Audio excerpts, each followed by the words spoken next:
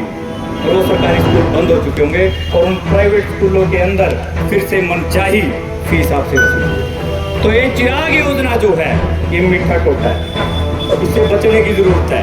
ये वो जहर है जिसके ऊपर चाशनी लपेट दी गई है और आपको खाने के लिए। आज मैं इस आंदोलन को समर्थन देता हूँ पार्टी की तरफ से और पूरे के पूरे अध्यापकों को अनुरोध करता हूँ जहाँ तो भी हमारी जरूरत पड़े हम आपके साथ करें। जय भारत।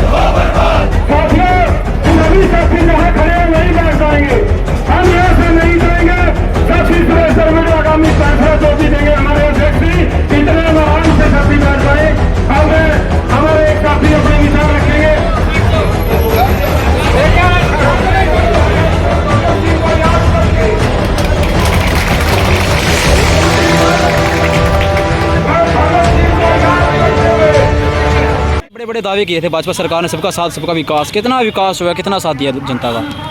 देखिए, मैं कहना चाहूँगा विकास तो बहुत दूर की बात है।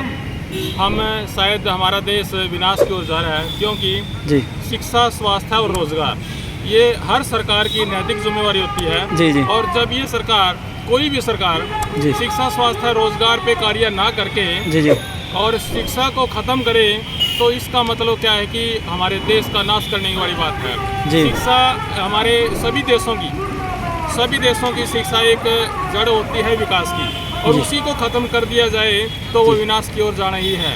जी जी। और आज हम इस सरकार की बात करें अंग्रेज़ों की नीति यहाँ पे लागू कर रही है, वोट डालो राज करो, जिसके कारण हमारा देश एक टेंशन की ओर जा रहा है और हमारा देश पूरे गर्त में जाने लग रहा है।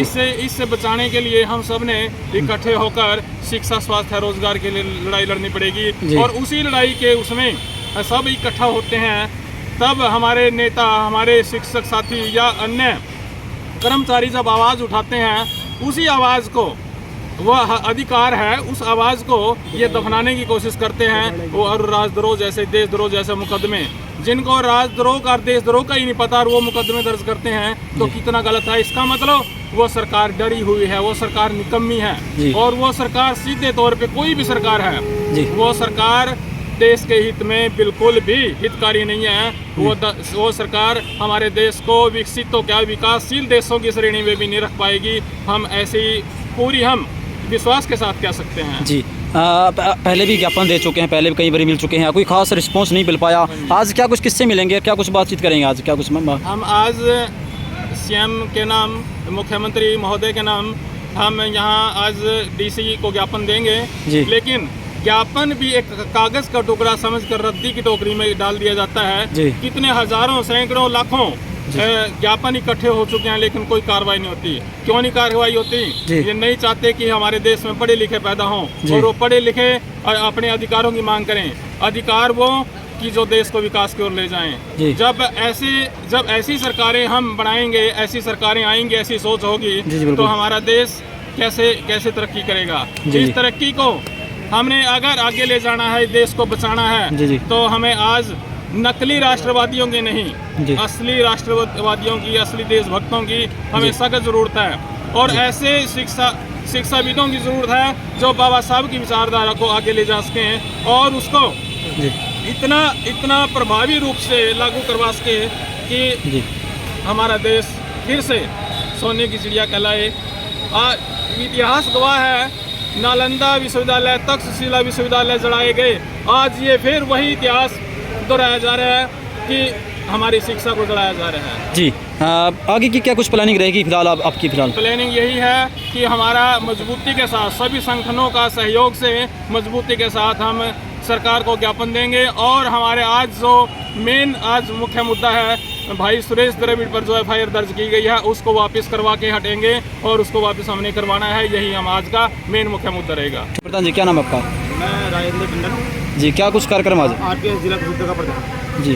सबसे पहले तो हम आज के इस पावन अवसर पर श्री शहीद आजम भगत सिंह जी के जयंती पर उनको सत्संग नमन करते हैं। जी।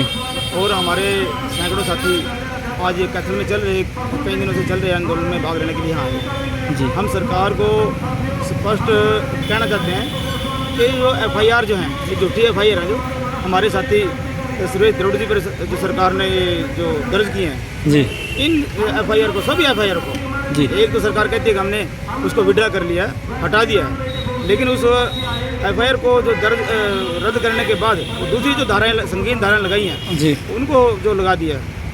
हम सरकार को बिल्कुल संदेश देना चाहते हैं कि इन सभी धाराओं को तुरंत प्रभाव से ख़त्म करे, सारे मामले ख़त्म करे और उनको ऊपर सरकार एक क्लीन चिट इनको दे जी।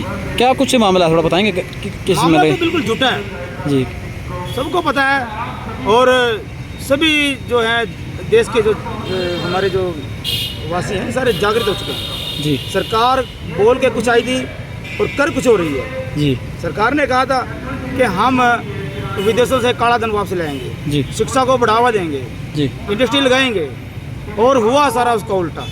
जितना धन बाहर से लाना था उसका हजारों गुना धन जो है ना यहाँ से बाहर पहुँचा दिया।